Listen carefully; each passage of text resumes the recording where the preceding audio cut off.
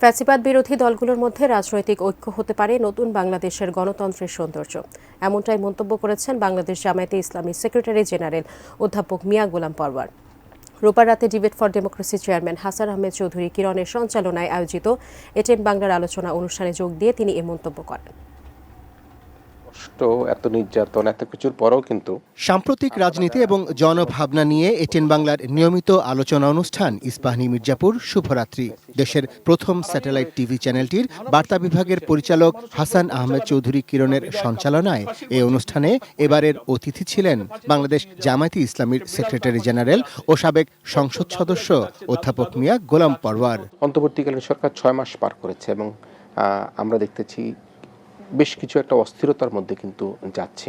অনুষ্ঠানের শুরুতেই হাসান আহমেদ চৌধুরী কিরণ টেনে আনেন দেশের সমসাময়িক অস্থিরতা ও রাজনৈতিক প্রেক্ষাপট। কেন বাংলাদেশে হঠাৎ করে মানুষের মধ্যে এত ক্ষোভ, যন্ত্রণা, ভাঙচুর সৃষ্টি হলো এবং সেই জায়গার মধ্যে আমরা সম্মতি পোষণ করলাম বলা চলে। সেটি হচ্ছে যে পতিত আওয়ামী সরকারের প্রধানকে আমরা দেখতে পেয়েছি যে তিনি তার ভিডিও বার্তার মাধ্যমে বা অডিও বার্তার মাধ্যমে নানা রকমভাবে তিনি উস্কানিমূলক বক্তব্য দিচ্ছেন। তা আমরা দেখতে পাচ্ছি যে তারা নানা কর্মসূচি দিয়েছে, লিফলেট বিতরণ কর্মসূচি দিয়েছে। তারা 18 তারিখে খুব সময় একটা হরতালের কথাও সেখানে বলেছে। আপনি কি মনে করেন যে এটি কি সম্ভব?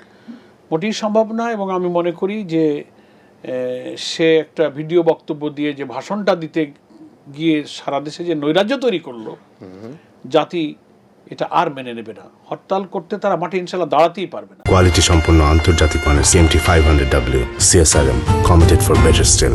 ডিবেট ফর ডেমোক্রেসির চেয়ারম্যান হাসান আহমেদ চৌধুরী কিরণের অপর এক প্রশ্নের জবাবে জামায়াতে ইসলামীর সেক্রেটারি জেনারেল বলেন, আওয়ামী লীগ নিজেই তার ইতিহাস থেকে শিক্ষা নেয়নি। তবে বর্তমান ফ্যাসিবাদ বিরোধী রাজনৈতিক দলগুলোর উচিত 5 আগস্ট থেকে শিক্ষা নেয়া। রাজনৈতিক দলগুলো 15 বছর যা পারেনি, আমাদের সোনার সন্তানেরা সেই সংগ্রামকে এক সফলতার জায়গায় নিয়ে আমাদের কাছে এই ঋণই করে রেখে গেছেন।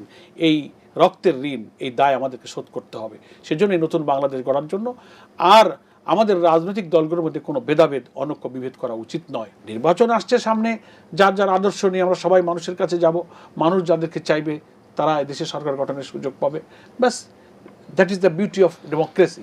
একই সঙ্গে দেশে বিদেশি ষড়যন্ত্র রুখতে দ্রুত সংস্কার পরবর্তী নির্বাচনের দাবি জানান তিনি। অন্তর্বর্তীকালীন সরকারের উচিত রিফর্মের যে কাজগুলো চলছে, প্রায় 6টা রিফর্ম কমিশন রিপোর্ট সাবমিট করেছে। সব রিপোর্টগুলো আসার পরে এগুলো সরকার চূড়ান্ত করুক, পলিটিক্যাল পার্টি স্টেক হোল্ডারদের সাথে এক্সচেঞ্জ অফ ভিউজ করুক, দেন নির্বাচনের একটা রোডম্যাপ তারা ঘোষণা করুক। Arafat Siddiqui, ATN news, Dhaka.